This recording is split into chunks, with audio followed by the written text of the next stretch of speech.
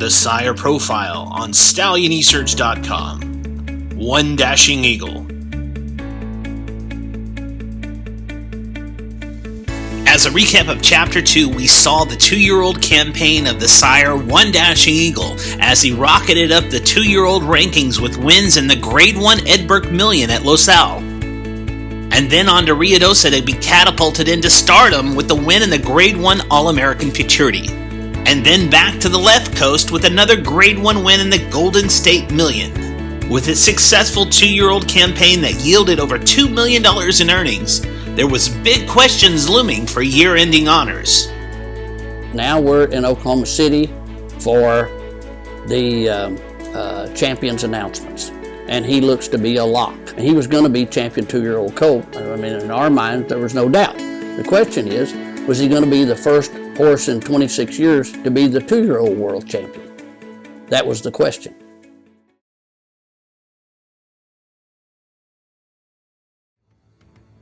Here are the contenders for 2012 World Champion. So we have One Dashing Eagle, AQHA, and Riley's Boy are actually the 3 contenders for World Champion. The World Champion for 2012 is the 2-year-old One Dashing Eagle.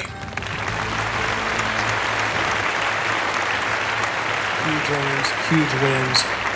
Now at age 3, what's going to happen? Because I'm hearing things all over the place. I haven't seen anything in writing anywhere yet. What's going to go on with One Dashing Eagle? Well, we thought we were going to come back for a 3-year-old year. We didn't know we were going to get this, and I think that's it for him. I think we're not going to run him next year. He's going to retire and go to stud. So, unbeknownst to us, when they announced that he was the first 2-year-old world champion in 26 years, and the fact that at this point, now he is the leading money-earning 2-year-old of any breed anywhere in the world.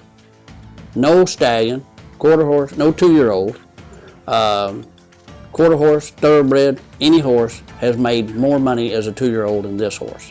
All right, so now he's world champion. He's the leading money-earning 2-year-old of any breed, and surprisingly enough to us, the partners announced that the horse is retiring.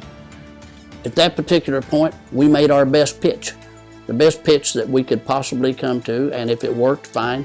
It was going to work well for us, and it was going to work well for them. So for any deal to be a good deal, it has to benefit both groups, and obviously they decided in our favor.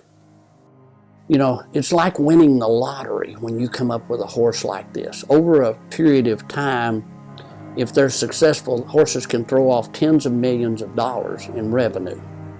And so it's new territory for many people. They've been involved in the racing business, but they've never been involved in the stallion business.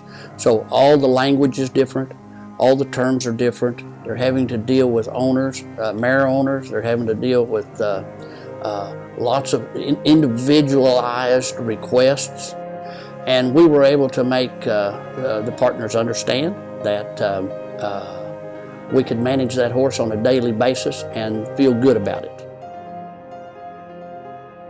Well, he's a stunner. I mean, he's just a absolutely stunning individual. I mean, he, which, you know, certainly it must be. There's a certain form to function ratio that's going on here. You can have a plain looking horse that runs well, but usually the attributes follow the accomplishments. And so the physical attributes. And he is a stunning individual, and Sire stunning individuals. And so that's what you hope for. You hope for those horses that can impart their physical characteristics to their foals. But you know, you can usually tell when you see a One Dashing Eagle. I mean, what he is. I mean, if you're in a group, you can pretty well sort them out. They're really pretty horses. The reception from horsemen was immediate. The first several seasons of breeding, One Dashing Eagle was booked full. The legitimacy that mare owners bring to a stallion are by who they send. You know, if they send their best, They are totally bought in to a particular horse. And that was certainly the case with him. I mean, we bred every good mare in North America. His first yearlings arrived at sales with top results. Over $19,000 was the average for One Dashing Eagle yearlings in the first year, but it was the second crop of offsprings of One Dashing Eagle that shook up the racing world, as a 2-year-old in the summer of Ruidoso 2017 made more than just front page headlines. He made a run at history.